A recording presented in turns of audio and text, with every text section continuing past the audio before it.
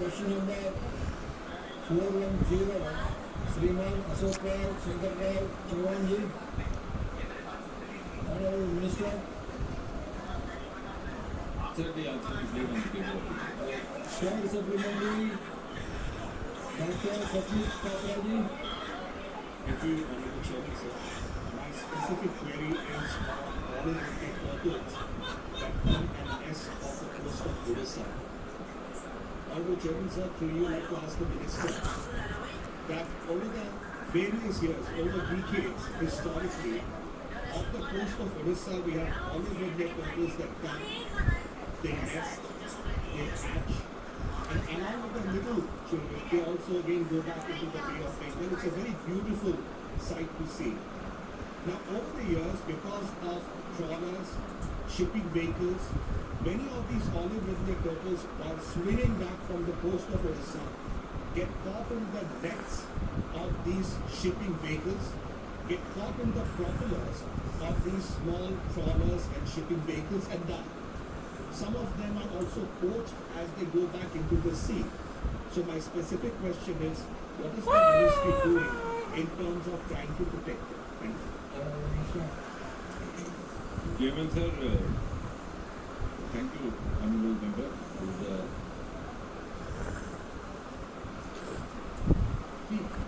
Industrial corridor है और सिगरौली की बरगना से कटनी गई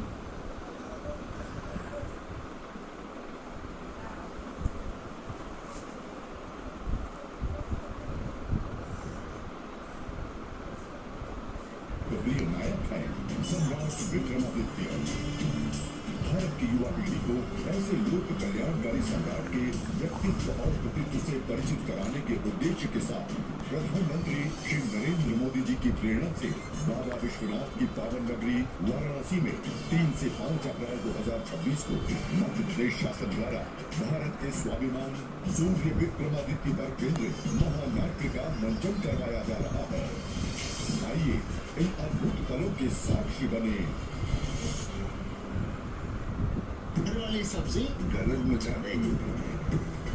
आपके हाथों में तो जादू है जादू। अब आएगा खाने में असली स्वाद। राजेश मसाला के साथ।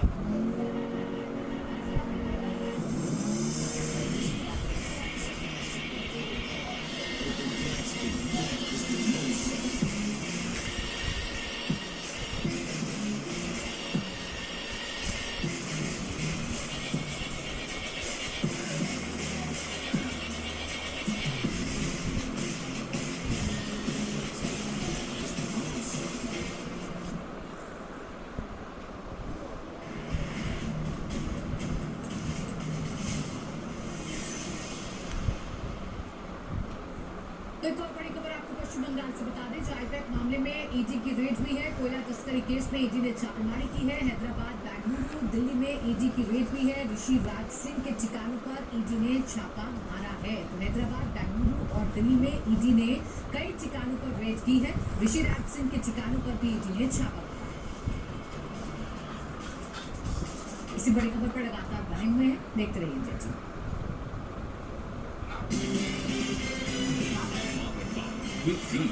डिजिटल भारत का भरोसा, फ्रॉड से सुरक्षा। हर जीत की शुरुआत होती है छोटे छोटे कदमों से और हर छोटी तैयारी बदल सकती है पूरा नतीजा, क्योंकि मैदान हो या समुद्र, छोटी से छोटी तैयारी ही देती है प्रोटेक्शन और प्रोटेक्शन ही देता है भरोसा। जैसे LIC की बीमा लक्ष्मी, एक खास बीमा सिर्फ महिलाओं के लिए, जहाँ छोटी बचत दे बड़ी सुरक्षा, ताकि जिंदगी के हर मैदान में आप रहे हर पल के लिए रेडी। LIC बीमा लक्ष्मी, रखे हर पल के लिए रेडी। यदि आपको लगता है कि आपकी बीमारी ठीक नहीं हो रही है तो एक बार जीवा आयुर्वेद में जरूर कॉल करिए। 85 27 40 40 40 पर कॉल करें। आज की ताजा खबर, ठेले वाले ने किया दुश्मन ठेले का टायर पंचर। ऐसी अतरंगी कहानियां देखिए मामला लीगल है सीजन 2 में सिर्फ नेटफ्लिक्स पर। लड़कियां से इम्प्रेस नहीं होगी, जस्ट बी योरसेल्फ। तू भी करके देखे थे, FIR हो गया।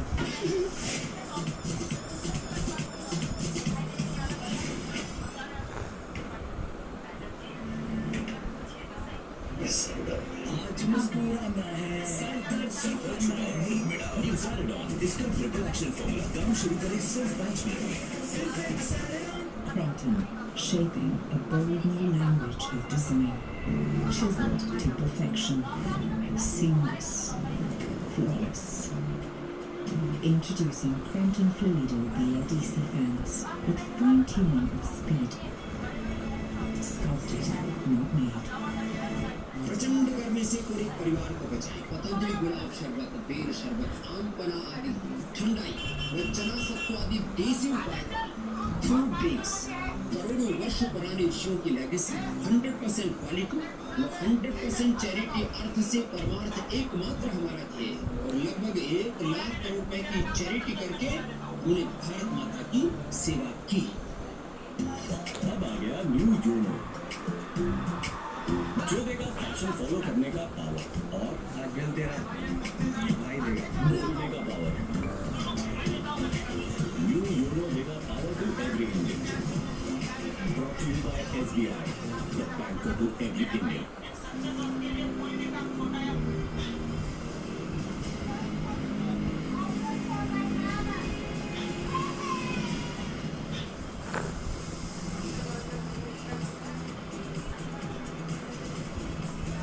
नमस्कार, बहुत बहुत स्वागत है आप सभी का आपके प्रोग्राम कहानी कुर्सी की। मैं सौरभ शर्मा आपके साथ स्टूडियो में आ चुके हैं हर्षवर्धन त्रिपाठी जी, विजय त्रिवेदी जी, प्रोफेसर संगीत रागी जी और सभी श्रवांगा जी।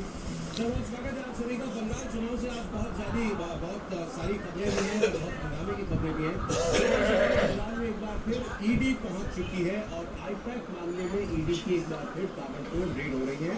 ये वही ईडी और वही आईपैक का मामला है जिसमें एक रेड में ममता बनर्जी समेत पुलिस कमिश्नर और डीजीपी सब जो है दाखिल हो गई थी। मामला सुप्रीम कोर्ट तक गया था। अब ये कोयला तस्करी मामले में ये रेड चल रही है। ईडी की ये छापेमारी हैदराबाद, बेंगलुरु और दिल्ली में हो रही है। ईडी की रेड ऋषि राज सिंह नाम के व्यक्ति के ठिकानों के ऊपर की जा रही है। कोलकाता में रेड नहीं हो रही है, लेकिन मामला ये वही है, कोयला तस्करी वाला जो है वो मामला बताया जा रहा है। पहले भी ईडी ने कहा था कि कोयला तस्करी से जो पैसा कमाया गया उसका इस्तेमाल चुनाव में किया गया। इसको लेकर ही आईपैक के डायरेक्टर के घर पे छापे पहले मारे गए थे, जिसको ममता बनर्जी ने जाकर के दावा बोल दिया था और फिर सुप्रीम कोर्ट से कड़ी फटकार भी ममता बनर्जी को उसके बाद लगी थी। उसी सिलसिले में उसी कड़ी में आगे एक बार फिर ईडी की कार्रवाई जारी है और इस बार हैदराबाद, बेंगलुरु और दिल्ली में ईडी की रेड हो रही है। लेकिन मामला ये भी कोयला घोटाले से जुड़ा हुआ ही बताया जा रहा है। तो इस बार देखिए इस पर क्या कहना है ममता बनर्जी को, क्योंकि आईपैक एक बार फिर से ईडी के ठिकाने पर दिखाई दे रहा है। तो ये तो एक बड़ी खबर है इस वक्त जो पश्चिम बंगाल से हमें मिल रही है। इस पर अभी जरूर ममता बनर्जी की पार्टी में या खुद उनका कोई रिएक्शन आएगा। दूसरी इसी वक्त की बड़ी खबर चुनावी जो है बंगाल से, वो है भवानीपुर, जहाँ से ममता बनर्जी चुनाव लड़ रही है और उनके सामने शुभेंदु अधिकारी हैं। आज बीजेपी और टीएमसी के वर्कर्स आमने सामने आ गए। दरअसल होम मिनिस्टर अमित शाह यहाँ पर नॉमिनेशन कराने के लिए जा रहे हैं शुभेंदु अधिकारी का, और अमित शाह अपने रथ से उतरकर गाड़ी से सवार होकर आगे के लिए निकले हैं। और बताया जा रहा है कि जब इसी इलाके में चूंकि ममता बनर्जी का घर भी है, तो जब उसके पास से ये सारा काफिला गुजर रहा था तो वहाँ पर तृणमूल कांग्रेस के कार्यकर्ता झंडे वगैरह लेकर के वहाँ पर मौजूद थे। आप देख रहे हैं तस्वीरों में, जिसने हाथ में काले कपड़े भी लिए हुए थे विरोध दिखाने के लिए। और वहाँ पर फिर बीजेपी के वर्कर्स की और उनकी कुछ उनका आमना सामना भी हुआ और कुछ तकरार जैसा कि वहाँ पर माहौल बन गया। इम्पॉर्टेंट यह है कि होम मिनिस्टर की मौजूदगी है इस वक्त वहाँ पर, वो खुद नॉमिनेशन में हिस्सा लेने के लिए वहाँ पर पहुँचे हुए हैं। और ये भवानीपुर सीट इस वक्त पश्चिम बंगाल की इस चुनाव की सेंट्रल सीट बन गई है, जहाँ से दो सबसे बड़े नेता उनकी टक्कर होगी। बीजेपी के कैंडिडेट शुभेंदु अधिकारी का नॉमिनेशन होने जा रहा है। उससे थोड़ी देर में वो भवानीपुर सीट के लिए अपना पर्चा जो है वो दाखिल कर देंगे। बीजेपी के कार्यकर्ता पूरी तरीके से जोश में है, खासतौर पर गृहमंत्री अमित शाह उनके नॉमिनेशन के लिए पहुंचे। तो ये अपने आप में बहुत बड़ा संकेत है कि इस व्यक्ति को जीत के बाद क्या गोल मिल सकता है। भवानीपुर में ममता बनर्जी बहुत मजबूत है। ममता बनर्जी के सामने उनकी पार्टी कहने की कोई मुकाबला नहीं है। शुभेंदु अधिकारी ने ममता बनर्जी को 2021 में पश्चिम बंगाल में नंदीग्राम की सीट से हरा दिया था। फिर उसके बाद बाई इलेक्शन में वही भवानीपुर सीट से जीती थी। शुभेंदु अधिकारी ने ममता को नंदीग्राम से 1900 वोटों से हराया था। भवानीपुर सीट से ममता बनर्जी जो बाई इलेक्शन जीती थी वो साल 2011 में और साल 2016 में भी इसी सीट से जीत करके ममता बनर्जी विधानसभा में पहुंची थी। तो ये अभी अभी की ये डेवलपमेंट है, तो पहले हम जरा इसी पर बात कर लेते हैं। भवानीपुर का कॉन्टेस्ट गर्माता जा रहा है और ईडी चुनावों के बीच में एक बार फिर आईपैक के ठिकानों पर छापेमारी कर रही है। त्रिपाठी जी, पहले जरा आईपैक वाली बात कर लेते हैं, थोड़ा हट के मामला है। देखिए, सबसे पहले तो सौरभ जी एक लाइन मैं बोलूँगा बहुत ज़रूरी है कि ममता बनर्जी ने बीच में कहा था कि ये जो कुछ चुनाव आयोग कर रहा है ये अघोषित राष्ट्रपति शासन है। देखिए जरा जो कुछ हो रहा है इसमें तो घोषित राष्ट्रपति शासन होना चाहिए था। पता नहीं क्यों नरेंद्र मोदी अमित शाह इससे बच रहे थे, कौन सा संपत्ति वो ले जाती, वो महिला जिस पे आमादा है तो उसके बाद क्या कुछ बचता है। अब आईपैक पर अगर घोटाले के आरोप में मतलब घोटाले में शामिल होने के आरोप हैं तो क्या उस पर ईडी सिर्फ इसलिए छापा नहीं मारे कि वही कंपनी ममता बनर्जी के चुनावी मामलों का प्रबंधन कर रही है? तब तो फिर बड़ी गड़बड़ हो जाएगी, तब तो बहुत से तार बहुत लोगों से जुड़े होते हैं। तो मुझे लगता है कि ये तो करना ही करना चाहिए। अब सवाल ये है कि इसके पहले की घटना को जोड़ के देखें तो कैसे दिखता है। इसके पहले जो ममता बनर्जी ने किया था, सर्वोच्च न्यायालय ने कहा कि न भूतो न भविष्यति, आज तक भारत के इतिहास में नहीं दिखा कि कोई मुख्यमंत्री इस तरह का बर्ताव करे। और उसमें कपिल सिब्बल ने एक बड़ी रोचक बात कही थी, इससे पहले जब वो खड़े थे तो उन्होंने कहा कि अरे एजेंसी को क्या करना चाहिए था, जाके FIR कराते, ये क्या तमाशा है, चले आए यहाँ। सवाल ये है कि वो किसके खिलाफ कराते। जब ये सवाल पूछा गया तो वो जवाब नहीं दे पाए, तो जज ने कहा, जस्टिस महोदय ने कहा कि अरे भाई, जिस मुख्यमंत्री के खिलाफ आरोप है, जिस मुख्यमंत्री से लड़ाई है, जिस मुख्यमंत्री ने डायरी पेन ड्राइव का जो था लेके वो भाग खड़ी हूँ, उसके खिलाफ आप कह रहे हैं उस शासन में जिसका SP दरोगा सब आपके अंडर में काम करता है। उस टिप्पणी को अभी के हालात से जोड़िए। और मैं फिर कह रहा हूँ, अघोषित नहीं होना तो वहाँ घोषित राष्ट्रपति शासन चाहिए था, लेकिन अब अघोषित भी है तो ठीक से लागू हो, दुरुस्त तरीके से लागू हो। जो भी ये छापेमारी का मामला है, चाहे ये हो, इससे इतर तो भी हो, और जो दूसरे मामले वो भी ठीक से निपटे। ये जो अघोषित राष्ट्रपति शासन जिसको आप कह रहे हैं, उसको TMC वाले कह रहे हैं कि ये दिल्ली का राज इस वक्त चल रहा है इलेक्शन कमीशन के जरिए। वहाँ बहुत कुछ कल रात भी हुआ है, उसकी बात करेंगे, बहुत बड़ा मामला है। लेकिन पहले भवानीपुर सीट पर आज अमित शाह गए नॉमिनेशन कराने के लिए शुभेंदु अधिकारी का, और उन्होंने कहा कि भवानीपुर से आप ममता जी की विदाई तय कर दीजिए तो पूरे बंगाल से TMC खुद विदा हो जाएगी। एक ही आवाज है, इस सरकार को बदल दो, ममता बनर्जी को बाय बाय टाटा कर दो। पूरा बंगाल ममता बनर्जी को विदाई करने के लिए तैयार है, मगर भवानीपुर वालों, पूरे बंगाल में परिवर्तन करने आपके हाथ में है। ऐसा है, एक एक सीट कर जीतेंगे, 170 सीट तक जाएंगे, तब परिवर्तन होगा, ठीक है ना? मगर मेरे पास एक शॉर्टकट है। अगर भवानीपुर वाले एक ही सीट जिता दे तो परिवर्तन अपने आप हो जाएगा। अगर चलिए पहले, क्योंकि उन्होंने ये बात कही होम मिनिस्टर ने, तो पहले इसी सीट का ही जो है टेम्परेचर जांच लेते हैं एक बार। समीर जी, भवानीपुर क्या कह रहा है? बिल्कुल, ममता बनर्जी के लिए सबसे बड़ी चुनौती है इस बार। और देखिए, वैसे तो 1972 में ये भवानीपुर सीट परिसीमन में खत्म हो गई थी, उस समय कालीघाट नाम था इसका। फिर 2011 में ये विधानसभा सीट फिर से बनी है। 2011 में ममता बनर्जी चूँकि नंदीग्राम में चुनाव हार गए, यहाँ से ममता बनर्जी नंदीग्राम चुनाव लड़ना, 2011 में ममता बनर्जी यहाँ से पहली बार लड़ी थी, और उसके बाद से लगातार ममता बनर्जी का गढ़ बना रहा। हालांकि ममता बनर्जी का घर यहाँ पर है, लेकिन शुभेंदु अधिकारी जिस तरीके से लड़ रहे हैं, ममता बनर्जी की लीड बहुत बड़ी नहीं रही है। अगर आप 2016 में देखेंगे तो ममता बनर्जी बहुत ज़्यादा वोटों से नहीं जीती थी। 2021 में अगर देखेंगे तो प्रियंका टेगरीवाल को 55-55 हज़ार वोटों से हराया था। और जब दीपा दास मुंशी कांग्रेस और लेफ्ट गठबंधन के साथ मिलकर जब ममता बनर्जी के खिलाफ 2016 में लड़ी थी, तो ममता बनर्जी सिर्फ 28,000 वोटों से जीती थी। तो कोई ऐसा बहुत बड़ा मार्जिन ममता बनर्जी का 110 राज्य पे नहीं रहा। और इस बार वहाँ जिस तरीके समीकरण है कि वहाँ पर जो हिंदू के वहाँ और बंगाली अस्पताल वाले भी वहाँ पर है, तो मुझे लगता है कि शुभेंदु अधिकारी इस समय वहाँ पर बहुत बेहतर चुनौती ममता के सामने दे रहे हैं। और ममता बनर्जी जिस तरीके से 2016 में और 2021 में वहाँ पर सिर्फ नाम मात्र के लिए आती थी। अब ममता बनर्जी को भवानीपुर में बूथ के बूथ मीटिंग लेना पड़ रही है, रोज वहाँ पर संपर्क करना पड़ रहा है। ममता बनर्जी चूंकि पिछले बार चुनाव हार गई थी नंदीग्राम से, जिन्होंने नंदीग्राम से ममता बनर्जी को सुरेंद्र ने हराया था, वही सुरेंद्र इस बार आ रहे हैं। जो दो, एक भावी मुख्यमंत्री और एक वर्तमान मुख्यमंत्री के चुनाव होने जा रही है, और ये तय है कि सुरेंद्र अधिकारी भारतीय जनता पार्टी के मुख्यमंत्री बनेंगे।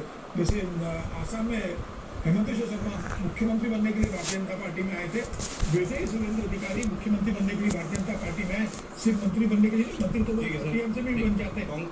कांग्रेस ने प्रदीप प्रसाद को इस सीट से उतारा हुआ, लेफ्ट का भी अलग उम्मीदवार होगा इस बार। बिल्कुल, कांग्रेस का भी है, लेफ्ट का भी है, थोड़ा दो मुस्लिम कैंडिडेट भी है लोकल पार्टीज के। अरे ये सीट मैनेज कौन कर रहा है, मतलब कौन देख रहा है इस सीट को? ममता बनर्जी के लिए वो भी बड़ा इंटरेस्टिंग नाम है। वो बंगाल के सबसे पोलराइजिंग फिगर वो है। जैसे उत्तर प्रदेश में एक बार आजम खान हुआ करते थे, ऐसे पश्चिम बंगाल में इस वक्त फिरहाद बॉबी हकीम है जो कोलकाता के मेयर है, और वो भवानीपुर की सीट जो है वो ममता बनर्जी के लिए इस बार उसको एक क्या वो कर रहे हैं। तो चुनाव में आपको ये नाम भी आने वाले वक्त में खूब दिखाई देगा। सर, ममता बनर्जी और एक ही सीट से लड़ रही ममता की इस बार, पिछली बार भी एक ही लड़ी थी, वो तो फिर बाई इलेक्शन में उनको जाना पड़ा था। लेकिन भवानीपुर का कॉन्टेस्ट इस वक्त बड़े टाइम में चला, इसमें कोई दो राय नहीं है, क्योंकि पिछली बार जो कॉन्टेस्ट हुआ था वो बाइपोलर कॉन्टेस्ट था, और उसमें उनका जो प्रतिशत वोटों का प्रतिशत था करीब 70% के आसपास वोट जो है वो ममता बनर्जी को मिली थी, और 58,000 वोटों से 77। आप यदि थोड़ा सा पीछे यदि घड़ी की सुई को लेकर के जाएँ 16 के आसपास, तो आपको ध्यान होगा कि ममता बनर्जी को उस समय 47-48% वोट मिलते थे जब देवदास तुलसी हारी थे। तो उस समय जो कॉन्टेस्ट होता था वो ट्रायंगुलर होता था। मुझे लगता है इस इलेक्शन में ट्रायंगुलर कॉन्टेस्ट बनता है, और वो इस कारण से कि मुस्लिम वोट जो है वो एक तरफा उनको नहीं जा रहा है। दूसरी बात, पिछले जो जिसका जिक्र हम लोगों ने कहानी कुर्सी में कई बार किया था कि 2024 का जो लोकसभा चुनाव था उसमें उस कॉन्स्टिट्यूएंसी का जो मार्जिन था ममता बनर्जी टीएमसी के 8,000 वोटों का रह गया था। तो ये तो अभी जो कोर्ट से रिहाई हुई है वोटिंग केजरीवाल की, उसके बाद भी कोई इनके बड़े स्टेटमेंट मुझे भी नहीं, पीछे करने के लिए राघव चड्ढा को कहा गया था कि पत्रकार वार्ता लेकर राघव चड्ढा सिलसिलेवार भारतीय जनता पार्टी पर आरोप लगा। राघव चड्ढा ने स्पष्ट मना कर दिया, और लोकसभा के राज्यसभा में भी देखिए राघव चड्ढा कभी पार्टी की लाइन पर नहीं चल रहे। मतलब ये रूटीन मामला नहीं है ना? नहीं, बिल्कुल तय है कि राघव चड्ढा आम आदमी पार्टी की राहें अलग अलग हो गई है, यही अलग हो चुकी है पूरी तरीके से। अब ये कौन सा, मुझे लगता है इंतजार करना पड़ेगा कि अब राघव चड्ढा का अगला बयान क्या आता है, या तो राघव चड्ढा भी चुप रहेंगे, ये हो सकता है कि आने वाले दिनों में राघव चड्ढा को बयान दें। अभी मतलब एग्जिट और एंट्री एक साथ हाईवे से उतरे, हाईवेज को आपने देखा होगा, यहाँ पर जो हम आते तो एग्जिट और एंट्री एक साथ नहीं होती ना, एग्जिट होती है उससे थोड़ी सी दूर। अभी एग्जिट लिया, एग्जिट लिया, दूसरी सड़क पकड़े, थोड़ी दूर नहीं होता, सिर्फ घूम के जाना पड़ता। अब चलेगा, अब ये तो जब खबर आगे पकेगी तो पता चलेगा। और बहुत खबरें, मैं आपको बंगाल इलेक्शन की बात बता रहा था, ओवैसी साहब बंगाल भी लड़ रहे हैं, असम भी लड़ रहे हैं, और ओवैसी साहब अब इस बात में कोई कन्फ्यूजन नहीं रखना चाहते जब वो अपने बयानों में कहते हैं कि अपने नेता चुनो, अपनी लीडरशिप बनाओ, सीधी सी बात है, वो मुस्लिम पार्टी को जिताओ, मुसलमान को जिताओ, ये उनकी अपील है, ये उनकी पिच है। तो वो अब लेकिन कहने में आदमी कुछ ऐसी बात भी कह जाता है, वैसे तो बहुत लॉजिकल आदमी है वो, लेकिन ऐसी बात भी कह जाता है जिसको कोई स्वीकार नहीं करेगा। जैसे उन्होंने कहा ममता मोदी भाई बहन है, कोई अंतर नहीं है दोनों में, मुसलमानों के लिहाज से जो मोदी है वो ममता है। अब ये ममता जी सुन ले तो क्या ही कहेंगी वो, अब लेकिन उन्होंने कह दिया ऐसा, तो इनको जवाब दिया जिनका नाम मैं आप ले रहा था, फिर आप बॉबी रखी कोलकाता के मेयर ममता जी के बहुत खास लीडर जो है, उन्होंने इनको कहा मीर जाफर। उन्होंने मीर जाफर यूं ही नहीं कहते हम धोखेबाज को, ये मुसलमानों के धोखेबाज हैं, ये आते हैं केवल मुसलमान का नुकसान करने के लिए। याद रखिए, लीडरशिप आपकी होगी तो आवाज भी आपकी उठाई जाएगी। अगर आपके वोट से आपका नेता नहीं होगा तो आपको गूंगा बनाकर रख दिया जाएगा, आपको दबाया जाएगा, आपको कुचला जाएगा। मोदी हो या ममता बनर्जी हो, ये कभी नहीं चाहते कि गरीब और मजलूम आवाम की इनकी आजाद लीडरशिप पैदा हो जाए। ममता और मोदी दो सगे भाई बहन के बराबर है, इन पर भरोसा नहीं किया जा सकता है। ममता और मोदी की सेटिंग हो चुकी है, कि दोनों यही चाहते हैं कि बंगाल में किसी भी तरीके से मुस्लिम माइनॉरिटी की इंडिपेंडेंट पॉलिटिकल लीडरशिप ना उभरे। जैसे एक समय जब सिराजुद्दौला लड़ रहे थे तब तो मिर्जाफर था, तो आज भी तो मिर्जाफर है। वही मिर्जा जो वो वोट काटना चाहता है, जो बंगाल को वीक करना चाहता है, जो बीजेपी को लाना चाहता है, मैथमेटिकली आप समझ लीजिए कौन है। आपको वैसी की तरफ है तो हर पूरा इंडिया जानता है, पूरा इंडिया जानता है। जब बिहार में वोट करके कौन लाता है, यूपी में कौन लाता है, वो पूरा इंडिया जानता है। वो बीजेपी वोट, मुसलमान वोट काट के बीजेपी को जिताना चाहता है, वो बीजेपी का बी टीम है। और जो बीजेपी माल देता है बोल के ये सब जो फंडामेंटलिस्ट मुसलमान ऑर्गेनाइजेशन ये सब चलता है। फिर आज